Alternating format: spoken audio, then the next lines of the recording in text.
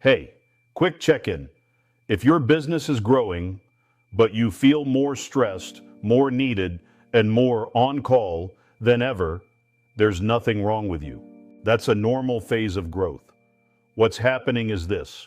The company is still running on hero energy, not mechanics. And the goal of scaling is simple. Build a business that performs well even when you're not in the room. Scale equals mechanics. Take a second to let that sink in. Let me name the trap.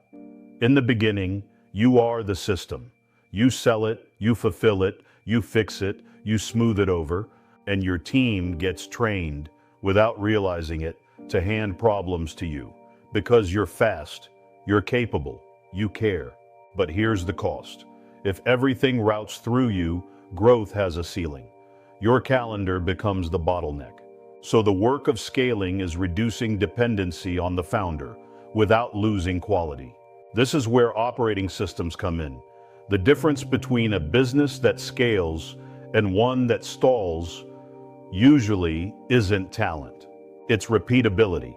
When the process is clear, the team doesn't guess, quality becomes consistent, training becomes faster, and you stop being the daily firefighter. Here's a simple standard for SOPs. A real SOP is 1. Battle-tested. It works under pressure. 2. Explicit. A new hire can follow it. 3. Owned. One person is responsible for maintaining it. 4. Improved. We review it and tighten it consistently. If a process lives in someone's head, it's not a process. It's a liability. Now let's talk about a common frustration. A lot of owners say, my team doesn't care like I care. I get the feeling behind that. But most of the time, it's not a caring problem. It's a clarity problem. If people can't see the mission, they can't execute the mission. So instead of trying to motivate harder, we make the mission visible with what I call weekly truth numbers. 2 numbers, weekly. 1 cash number, 1 momentum number. Cash could be collected revenue, cash on hand, gross margin. Pick the truth number that matters most. Momentum could be leads, booked calls, retention, delivery capacity, whatever drives your next stage.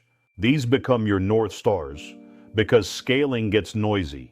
Numbers cut through noise. Next piece, execution. Scaling isn't doing more. Scaling is deciding better and tracking like adults. Here's a rhythm that works. Annual gives direction. Quarterly sets the mission. Weekly is execution. And every priority, every single one, needs 5 things. What's the goal? Who owns it? What's the due date? What's the definition of done? And what's the status? And the status needs to stay binary. Done or not done. Not mostly, not kind of. That's not harsh, it's clarity.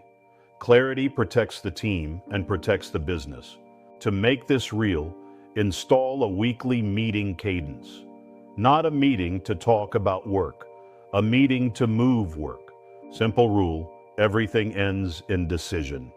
Owner, due date.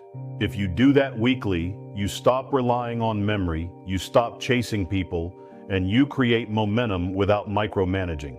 Now, the people side. If you're the smartest person in every room, you're carrying too much. Scaling requires right people, right seats, right standards. Not perfect people, clear roles. Every major function needs an owner, and each owner needs outcomes they're responsible for, numbers that tell the truth weekly, and authority to make decisions inside their lane. When roles are fuzzy, everything becomes your problem. When roles are clear, the business starts to breathe. Last piece, environment. Your standards are shaped by who you're around. If you're surrounded by people who normalize chaos, you'll normalize chaos. If you're surrounded by operators who track, document, and follow through, you'll raise your standard. That's also why mentorship matters. It's not about paying someone to motivate you. It's about compressing time. Mistakes cost years. Good coaching often saves years. So if you're feeling stretched, here's the good news. You don't need a new personality. You need a better operating system. Start small this week. Pick one core process and document the SOP. Choose your 2 weekly truth numbers and run one weekly meeting where everything ends in decision, owner, due date.